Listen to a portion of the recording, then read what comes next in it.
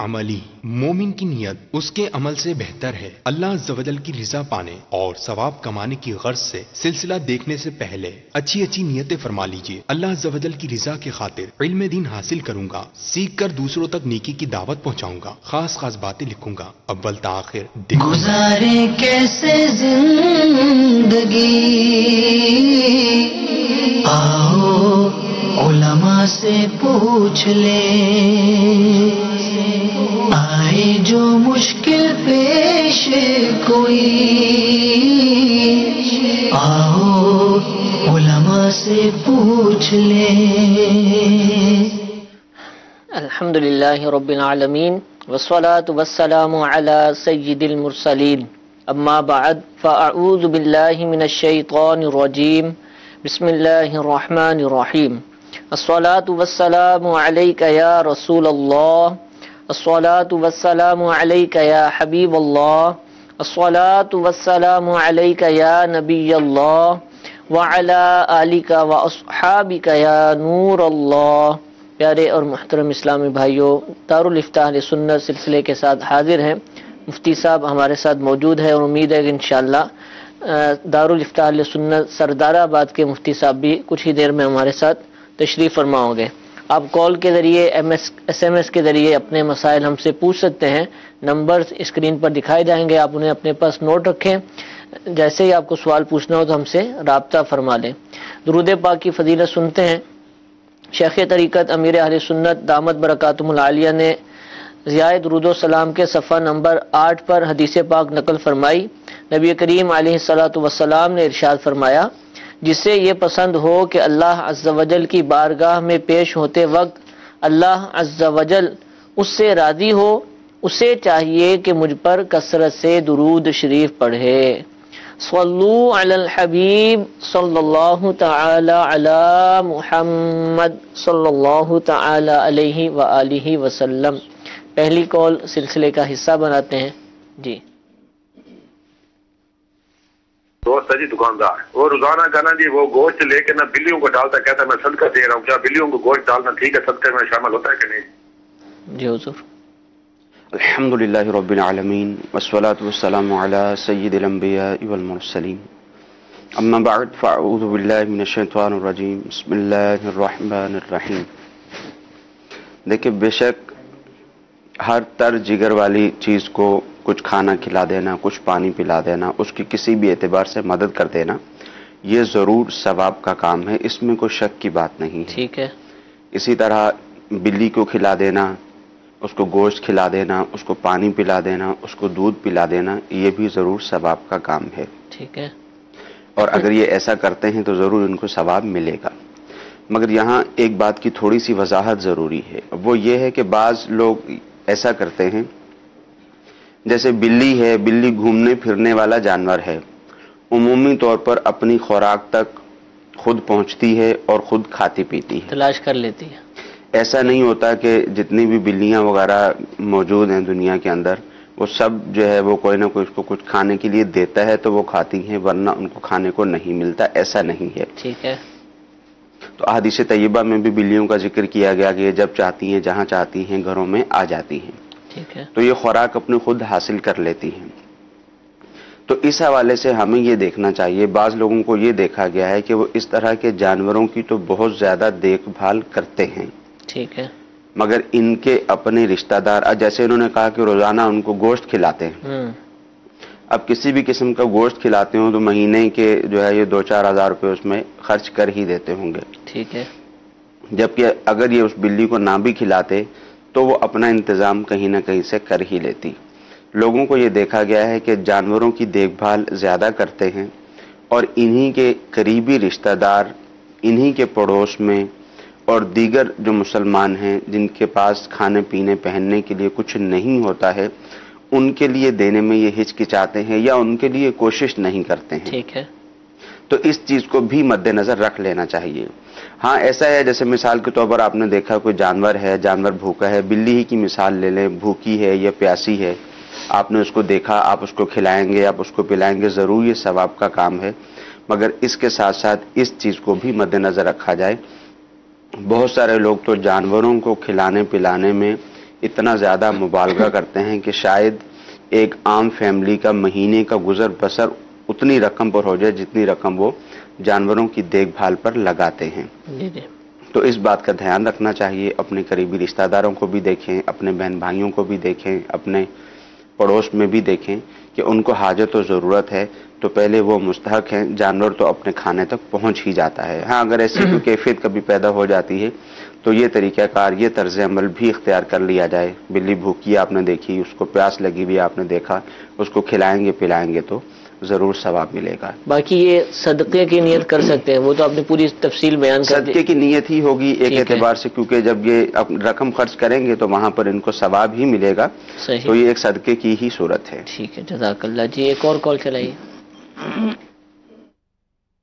کہ ایک آدمی کی ٹانگ کے اوپر فریکچر ہے اور اس کے اوپر پلسٹر کی ہوا ہے اور اس نے غسل، اس کے اوپر غسل واجب ہے، تو کیا وہ پلسٹر کی صورت میں کیسے وہ ٹانگ پہ پانی تو اندر نہیں جا سکتا، اس کا غسل ہو جاتا ہے یا نہیں ہوتا؟ سوال نمبر 2 یہ ہے کہ اپنے بھائی کو یا بھابھی کو آدمی زکوٰۃ کے پیسے دے سکتا ہے یا نہیں دے سکتا، یا اپنی بہن کو، بھانجی کو، ایسے معاملے؟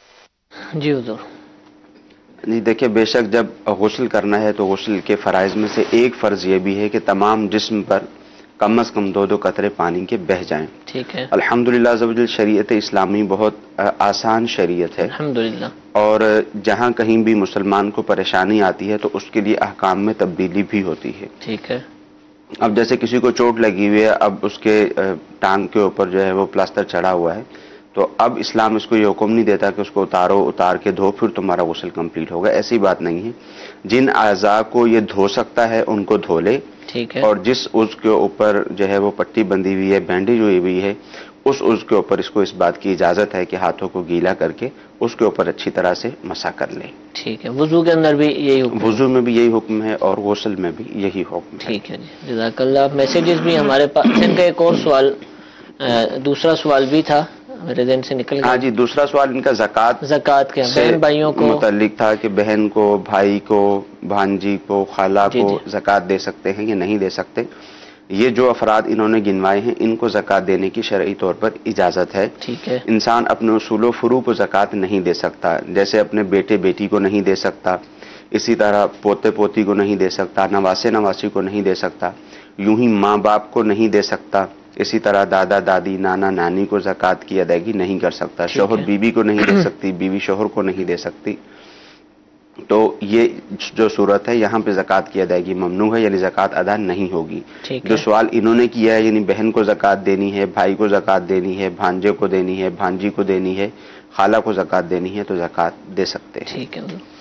سوال یہ پوچھا جا رہا ہے کہ کیا رخصتی کے وقت لڑکی کے سر پر قرآن پاک رکھ کر رخصتی کرنا ضروری ہے؟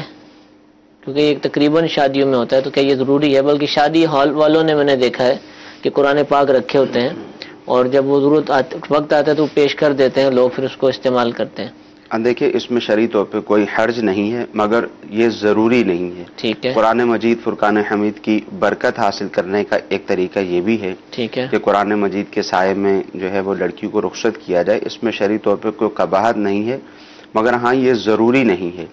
جو ضروری چیز ہے وہ ضروری چیز یہ ہے کہ بچی کو قرآنی تعلیمات جو ہیں وہ سکھائی جائیں اور اس کو اس بات کی تعلیم دی جائے کہ اس کو جا کر سسرال میں جا رہی ہے، وہاں کے حقوق کیا ہیں، شوہر کے حقوق کیا ہیں، کس انداز سے وہاں پر رہنا ہے، اس چیز کی تعلیم ہونی چاہیے۔ اور برکت کے لیے یوں قرآن مجید فرقان حمید رکھنا، اس میں شرعی طور پر کوئی قباحت نہیں۔ ٹھیک۔ اور ایسے موقع پر دیکھیں جیسے شادیوں میں ہوتے ہیں کئی گھنٹے شادی ہال کے اندر لگ جاتے ہیں، تو وضو وغیرہ ہو تو اس کی طرف بھی اگر آپ توجہ دلا دیں۔ یہ تو ضروری ہے کہ وضو ہونا ضروری ہے، وضو کے بغیر قرآن مجید فرقان حمید کو چھونے کی اجازت نہیں ہے۔ ٹھیک ہے جی، ایک اور کال چلائیے۔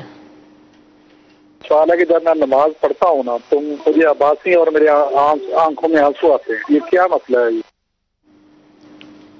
جماہی آ جاتی جماہی آئے تو آنکھوں میں آنسو آتے ہیں، وہ پنجابی کا لفظ، پنجابی میں عباسی اور اس طرح کے مختلف الفاظ جو ہے وہ رائج ہیں، تو جماہی آ جاتی ہے۔ دیکھیں، جب جماہی آ جاتی ہے تو اس کا اولاً تو طریقہ کار یہی ہے کہ اس کو روکنے کی کوشش کرنی چاہیے، الٹا ہاتھ جو ہے وہ اس کی پشت منہ کے اوپر رکھنی چاہیے، یہ اس کے آداب میں سے ہے. آواز زور سے نہیں نکلنی چاہیے.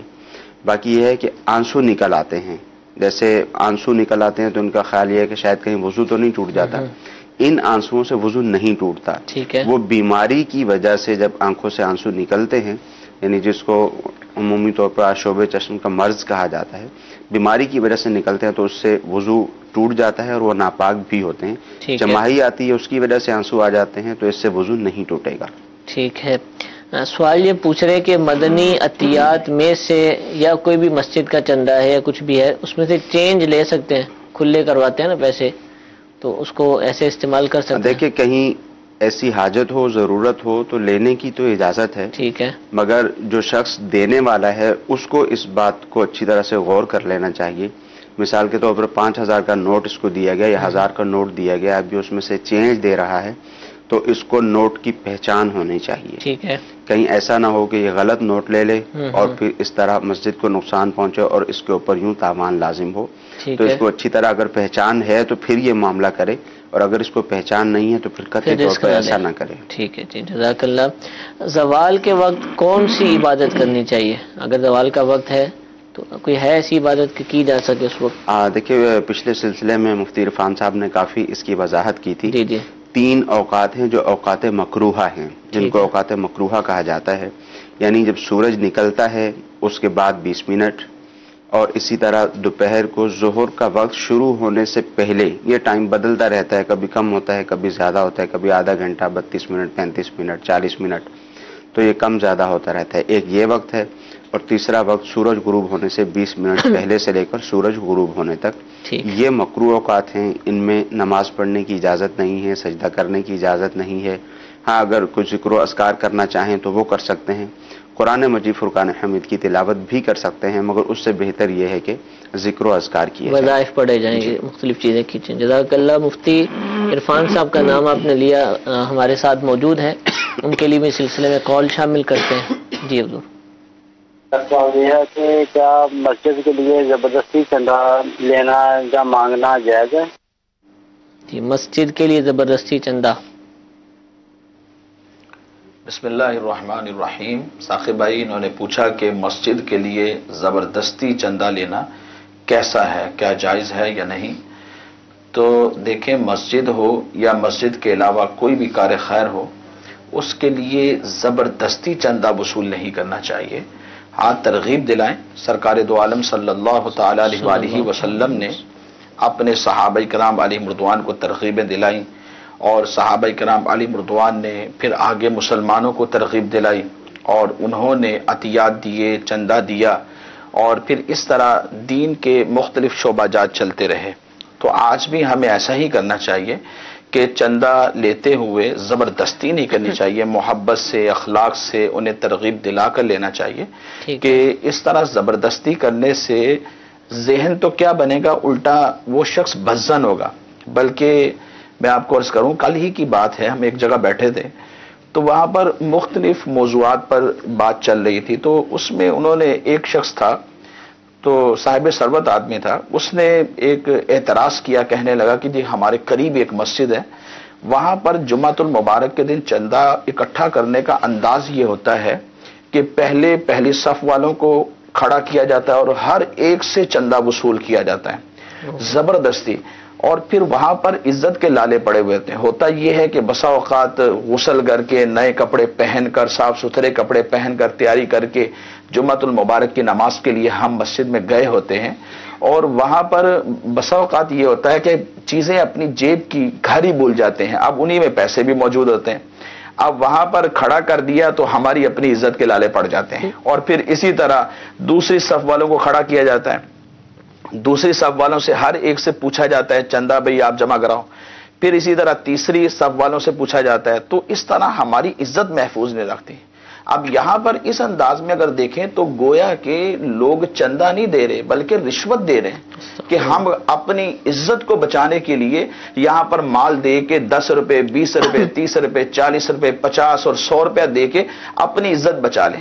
تو اس طرح ہرگز نہیں کرنا چاہیے. اس طرح کی بہت ساری مثالیں لوگ شیئر کرتے ہیں, ملتے ہیں اور بات کرتے ہیں اور اس سے بزن ہوتے ہیں. تو اس سٹیج کو ختم کرنا چاہیے. ایسا سٹیٹس نہیں بنانا چاہیے چندے کے لیے, عطیات کے لیے. محبت سے ذہن دینا چاہیے. محبت سے ذہن دیں گے تو انشاءاللہ العزیز سرکار دو عالم صلی اللہ علیہ وسلم جب صحابہ کرام علیہ رضوان کو دیا کرتے تھے تو وہ صحابہ کرام علیہ رضوان اپنی جان و مال لٹانے کے لیے تیار ہو جاتے تھے. تو ہم اگر کسی کو ذہن دیں گے تو جان و مال سارا کا سارا نہ بھی دیں, کچھ نہ کچھ تو محبت سے دے ہی دیں گے. جب خلوص ہوگا تو انشاءاللہ العزیز وہ پھر دوبارہ دیتے رہیں گے. ٹھیک ہے.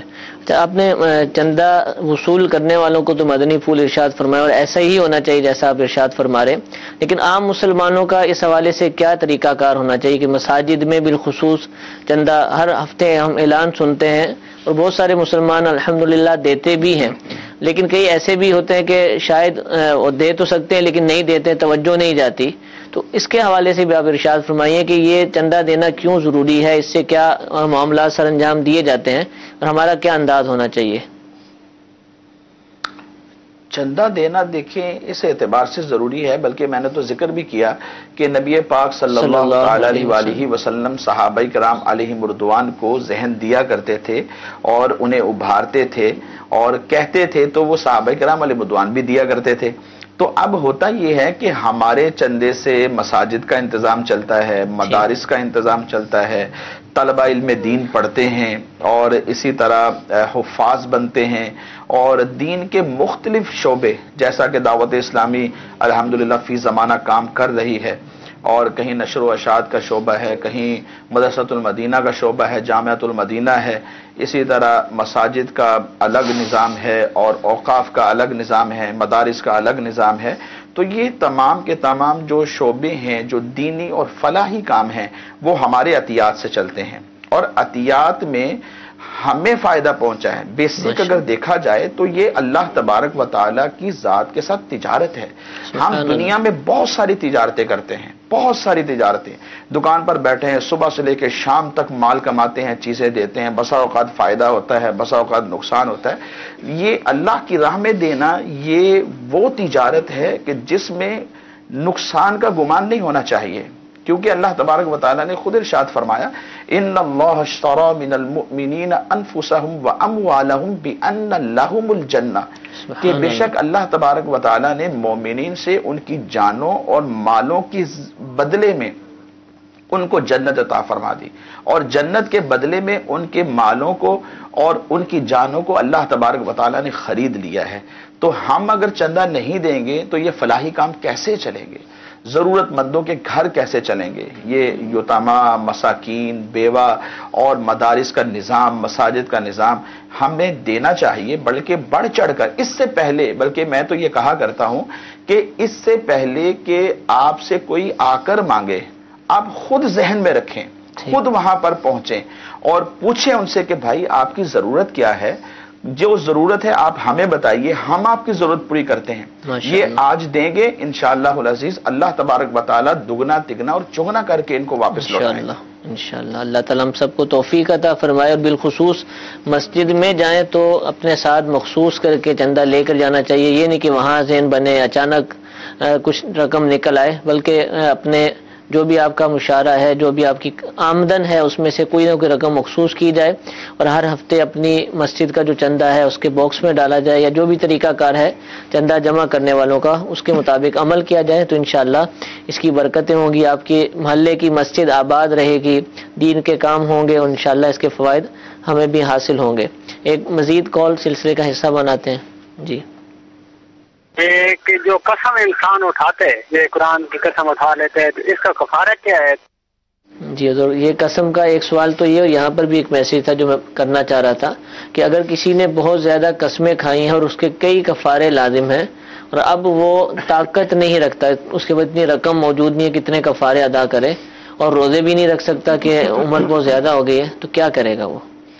دیکھیں, سب سے پہلی بات تو یہ ہے کہ ہمارے ہاں لوگوں کو معلوم ہی نہیں ہوتا ٹھیک ہے کہ کون سی قسم ہے جس کے اوپر کفارہ دینا لازم ہوگا.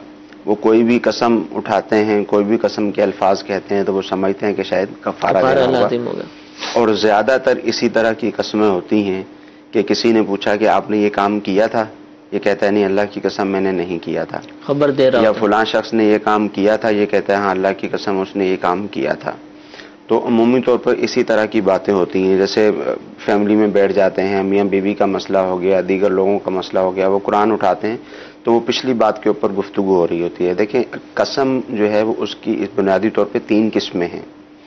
ایک قسم تو وہ ہے کہ جب کسی شخص سے پوچھا گیا کہ فلاں شخص نے یہ کام کیا تھا، تو اس نے کہا کہ ہاں فلاں شخص نے یہ کام ماضی میں کیا تھا اور اس کے علم میں ایسا ہی ہے کہ اس نے کیا تھا، اور اس نے اس پر قسم بھی اٹھائی اور حقیقت یہ تھی کہ اس نے نہیں کیا تھا. ٹھیک ہے. تو اس کو یمین لغو کہا جاتا ہے. اس پر کوئی کفارہ نہیں ہے، کوئی گناہ نہیں ہے، کیونکہ اس نے اپنے طور پر جھوٹ نہیں بولا. اس کی انفارمیشن یہ تھی کہ ایسا ہی ہوا ہے، اس کی انفارمیشن یہی تھی، اس کو یہی معلومات تھی، تو اس نے اس کے مطابق اس کو کہا گیا قسم اٹھانے کا، تو اس نے قسم اٹھا کر وہ بات کہہ دی. تو اب یہاں جھوٹ بھی نہیں ہے، ٹھیک ہے، اور کفارے والی صورت بھی نہیں پائی جاتی ہے. دوسری قسم ہے یمین غموس کی.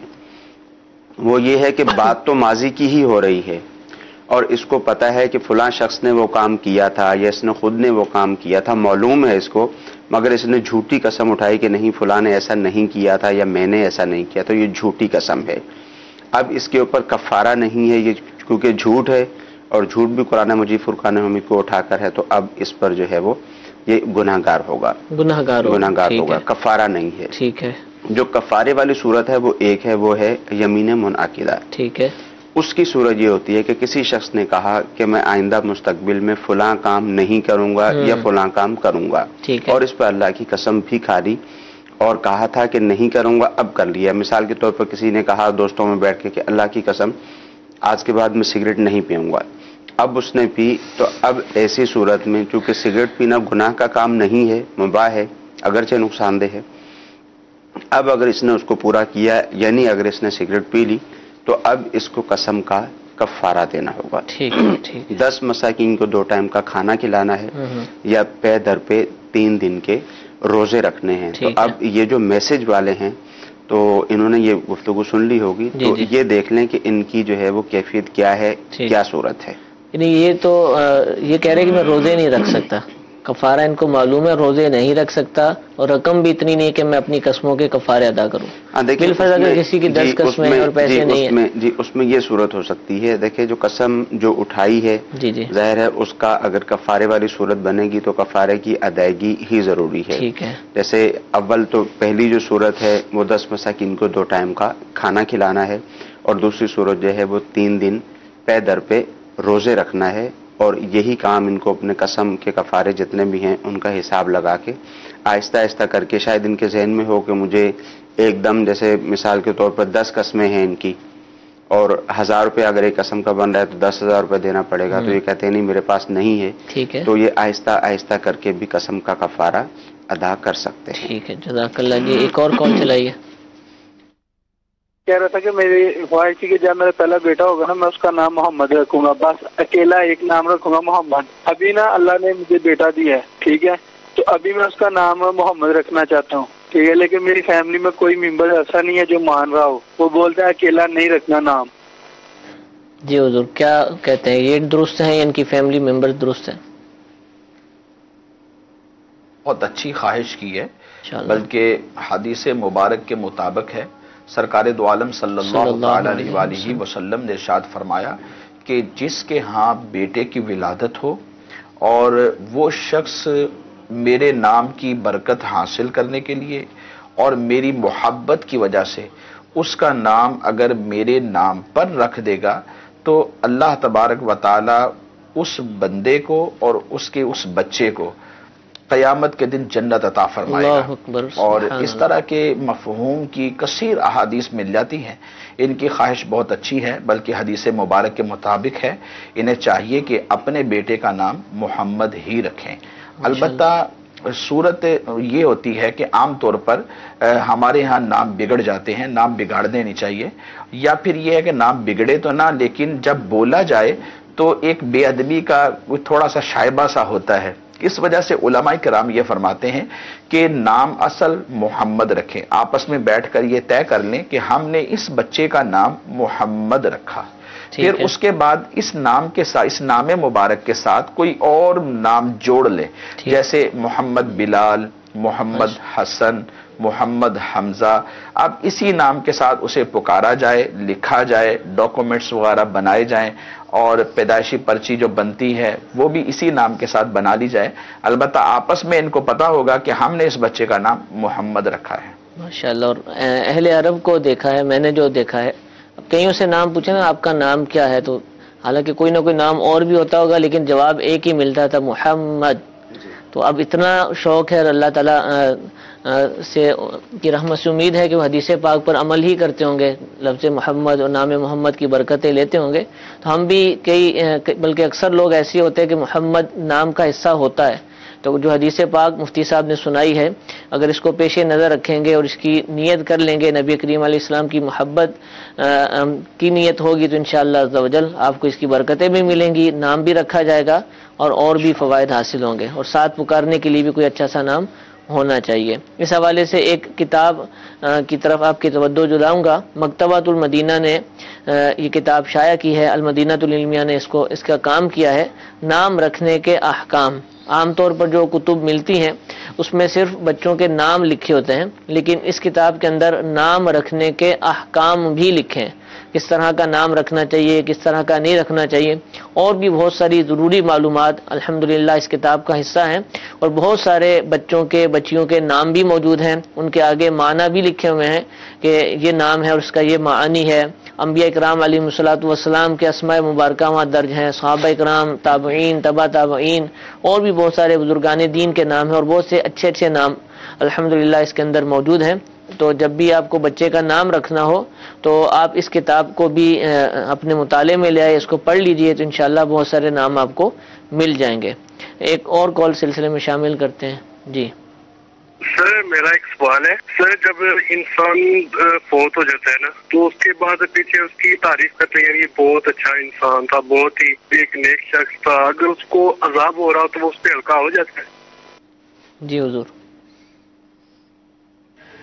جی ہاں، جس شخص کے اوصاف جو اچھے ہیں انہیں بیان کیا جائے تو اللہ تبارک و تعالی اس کی تعریف پر، اس پر رحمت فرماتا ہے. بلکہ کثیر احادیث کے اندر اس طرح کا مضمون ملتا ہے کہ سرکار دو عالم صلی اللہ تعالی علیہ وآلہ وسلم نے ارشاد فرمایا کہ جب تم میں سے کوئی شخص فوت ہو جائے تو تم اس کی نماز جنازہ پڑھو اور اس کے لیے خیر کے کلمات کہو، کیونکہ انتم شہداء اللہ فی الارض، تم اللہ تبارک و تعالیٰ کے اس زمین پر گواہ ہو.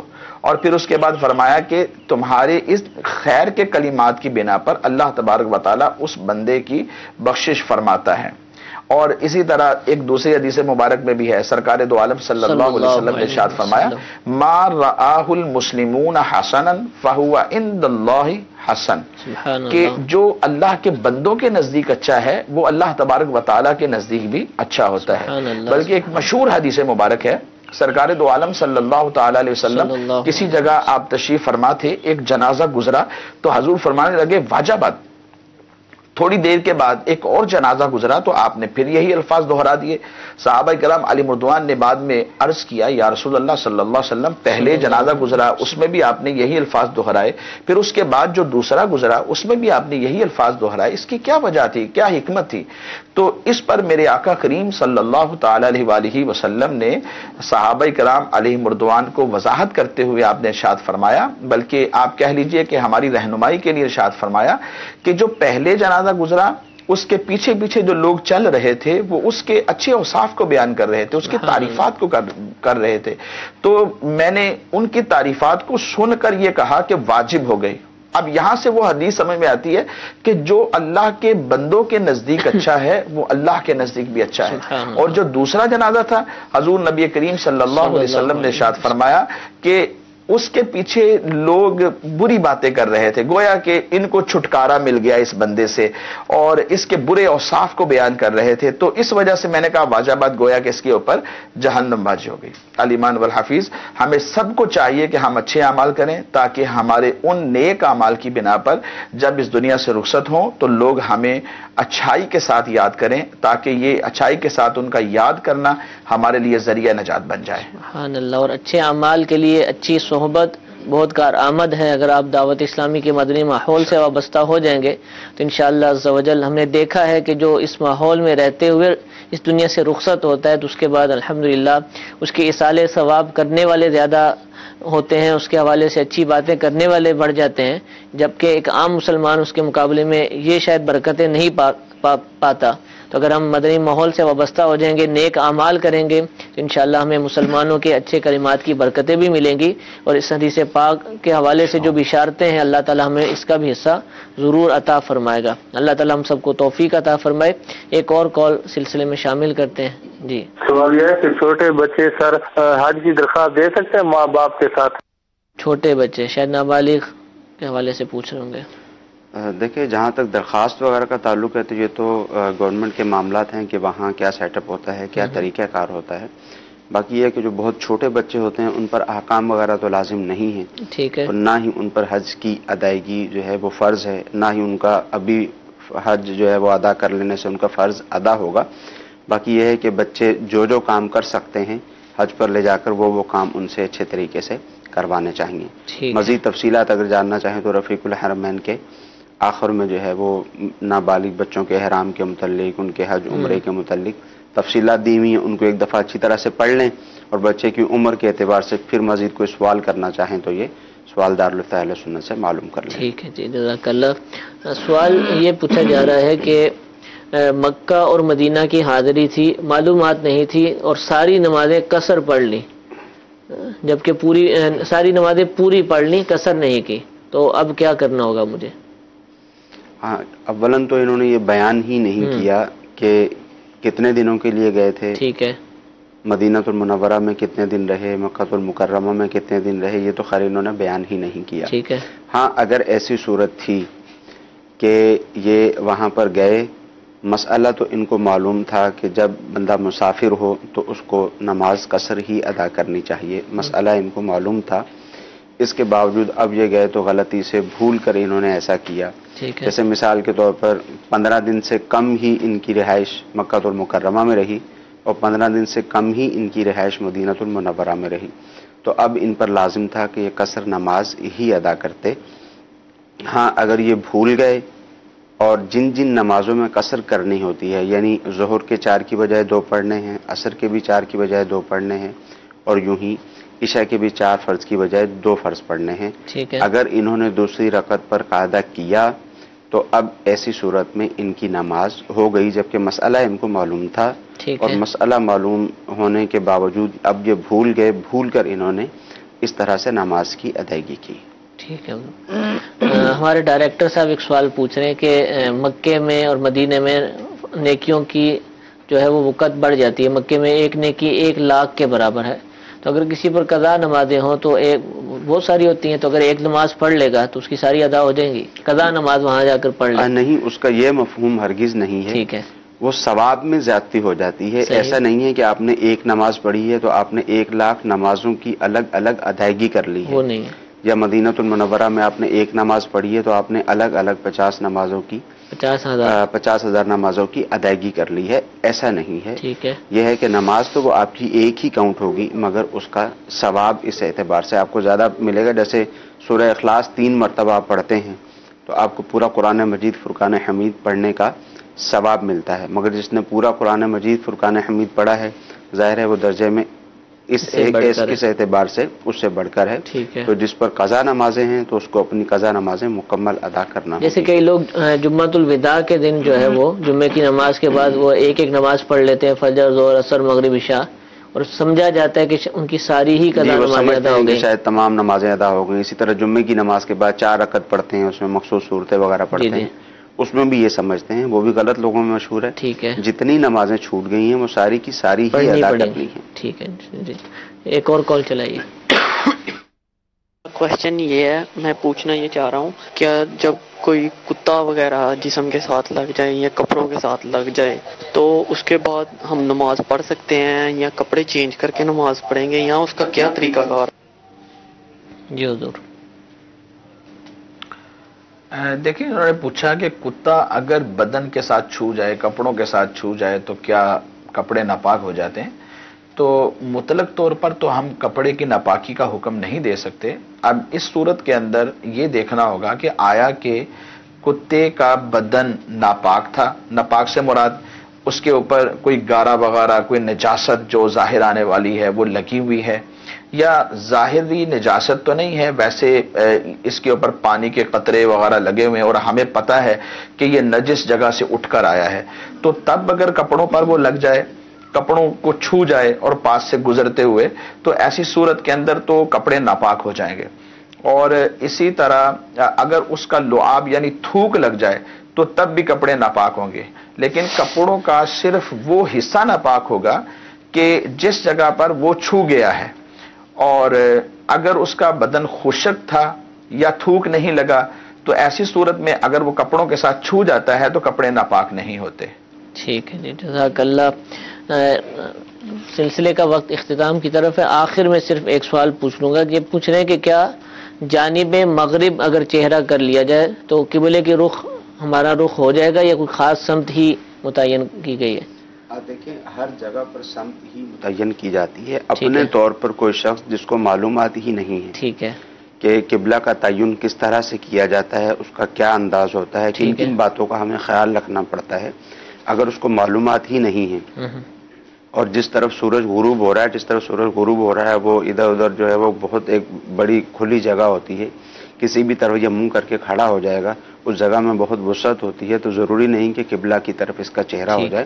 تو اپنے طور پر یہ نہیں دیکھنا چاہیے. ہاں، جو شخص ان چیزوں کا علم رکھتا ہے وہ اگر ایسا کرے گا تو وہ قبلہ کا تعین کر لے گا. ٹھیک ہے. اور جن کو معلومات نہیں ہیں ان کے لیے مساجد وغیرہ موجود ہیں، تو انہی کو مد نظر رکھتے ہوئے انہی کے اعتبار سے قبلہ کا تعین کر کے اس طرف منہ کر کے نماز کی ادائیگی کریں. اور دنیا میں ہر جگہ شاید ایسا بھی نہیں کہ مغرب کی طرف قبلہ ہو، ملکوں کی ڈائریکشن سے ہر جگہ، جی بالکل، ہر جگہ پر ایسا نہیں ہے. اصل تو یہ ہے کہ کعبہ معظمہ کی سمت کی طرف جو ہے وہ چہرہ کرنا ہوتا ہے، اس ملک میں جو بھی سمت بنے گی. ٹھیک ہے، جزاک اللہ. میٹھے میٹھے اسلام وہ سلسلہ آپ نے ملاحظہ فرمایا. انشاءاللہ کل بدھ ہے اور بدھ کے دن بھی دارالفتاح سنت کا سلسلہ براہ راست نشر کیا جاتا ہے، اور یہ 2 مرتبہ براہ راست پیش کیا جاتا ہے، صبح 8:15 بجے پاکستانی اوقات کے مطابق. خاص طور پر یہ سلسلہ USA اور کینیڈا وغیرہ کے ناظرین کے لیے پیش کیا جاتا ہے، آپ بھی مدنی چینل پر دیکھ سکتے ہیں. اور پھر انشاءاللہ اسی وقت رات تقریباً 6:45 بجے ایک اور سلسلہ جو کہ روزانہ ہی نشر ہوتا ہے، اس کو بھی آپ دیکھ سکتے ہیں. اللہ تعالیٰ ہم سب کو مدنی چینل دیکھنے، اس پہ سکھائے جانے والے علم دین کو یاد رکھنے، اس پر عمل کرنے کی توفیق عطا فرمائے. آمین بجاہ النبی الامین. صلو علی الحبیب صلی اللہ تعالی علی محمد صلی اللہ علیہ وسلم. گزارے کیسے زندگی، آؤ علماء سے پوچھ لیں، آئے جو مشکل پیش کوئی، آؤ علماء سے پوچھ لیں.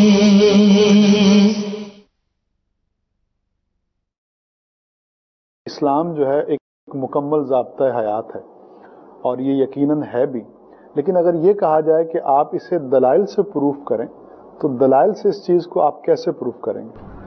یہ ہمارا ایمان ہے، دعویٰ بھی ہے، ہمارا ایمان بھی ہے کہ اسلام مکمل ضابطہ حیات ہے. ضابطہ حیات کسے کہتے ہیں؟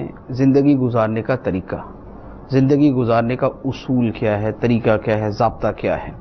اور جب ہم کہتے ہیں مکمل ضابطہ حیات تو اس کا مطلب یہ ہوا کہ ہم نے یہ کہا کہ جب جب حیات پائی جائے گی تب تب اسلام کے احکام پائے جائیں گے، جہاں جہاں حیات ہوگی وہاں وہاں اسلام کے احکام ہوں گے. اب انسانی حیات کی ابتدا کہاں سے ہوتی ہے؟ انسانی حیات کی ابتدا اس کی پیدائش سے ہے. بچہ پیدا ہوتا ہے تو بحیثیت انسان کی دنیا میں وہ آ جاتا ہے اور وہاں سے لے کر موت تک اس کی ساری زندگی چلتی رہتی ہے. اسلام کی جو تعلیمات ہیں، جو اس کے احکام ہیں، وہ بچے کی پیدائش سے شروع نہیں ہوتے، وہ پیدائش سے پہلے سے شروع ہو جاتے ہیں، حتیٰ کہ جب اس کی پیدائش کی ابتدائی بنیاد رکھی جاتی ہے، یعنی جب وہ ماں کے پیٹ میں شروع ہوتا ہے، اس سے بھی پہلے دین اسلام نے اس کے متعلق احکام دیے ہیں۔ مثال کے طور پہ شریعت نے، دین اسلام نے یہ حکم دیا کہ انسان شادی کس طرح کی فیملی میں کرے، کس طرح کی لڑکی سے شادی کرے، فیملی بیک گراؤنڈ کیسا ہونا چاہیے، اس لڑکی کے اخلاق، اوصاف، کردار، حسن و جمال میں کن چیزوں کو پریفر کرنا چاہیے، یہاں سے اسلام کے احکام شروع ہوتے ہیں۔ تو اب آپ دیکھیں کہ ابھی بچے نے وجود میں آنا ہے، ابھی اس انسان نے وجود میں آنا ہے، سال بعد، 2 سال بعد، 4 سال بعد، جب اس نے آنا ہے، لیکن اس سے اتنا پہلے اسلام کے احکام شروع ہو چکے کہ شادی جو ہے ایسے خاندان میں کی جائے جس خاندان کے اخلاق اچھے ہیں، جن کا کردار اچھا ہے، جن کے اوصاف اچھے ہیں، جن کی زندگی اچھی ہے، جو شرف والا خاندان ہے، کہ بچے نے جب پیدا ہونا ہے تو اس کے بعد جو اس کا میل جول ہوگا وہ تو اسی فیملی کے ساتھ ننیال کے اندر ہوتا ہے، تو ننیال کے جو اوصاف، اخلاق، کردار ہے وہ اپنائے گا۔ تو اس نے جو اوصاف، اخلاق، کردار 4 سال بعد، 5 سال بعد، 10 سال بعد اپنانے ہیں، اس سے اتنا عرصہ پہلے ہی اسلام کے احکام اس کے بارے میں شروع ہو گئے۔ اب اس کے بعد جب بچہ جو ہے پیدا ہوتا ہے، پیدا ہونے کے بعد سب سے پہلا اس کے بارے میں حکم ہے کہ اس کے کان کے اندر اذان دی جائے۔ سبحان اللہ، بے شک ابھی پیدا ہوا ہے، چند منٹ ہوئے اور حکم ہے کہ اس کے کان کے اندر اللہ تعالیٰ کا نام جو ہے وہ دہرایا جائے۔ اس کے بعد پھر اس کے حوالے سے عقیقہ ہے، پھر اس کے ختنے کے احکام ہیں، پھر اس کے دودھ پلانے کے احکام ہیں، پھر اس کی پرورش کے احکام ہیں، کتنا عرصہ ماں جو ہے وہ اسے دودھ پلائے، کتنے عرصے بعد اسے چھڑانا لازم ہے، اس کی پرورش کے اخراجات کس کے ذمہ ہیں، ماں باپ کے اندر سیپریشن ہو جائے تو کتنا عرصہ وہ ماں کے پاس رہے گا، کتنا عرصہ وہ باپ کے پاس رہے گا۔ پھر اس کو جب اس نے تھوڑا سا بولنے کی طرف وہ آئے گا تو سب سے پہلے اس کو کیا سکھایا جائے، اس کے سامنے لفظ اللہ اللہ اللہ کہا جائے تاکہ پہلا لفظ جو اس کی زبان سے نکلے وہ لفظ اللہ نکلے۔ سبحان اللہ۔ پھر اگر وہ بچہ بیمار ہوتا ہے تو اس کے علاج، معالجے کے اخراجات شریعت نے کس کے اوپر لازم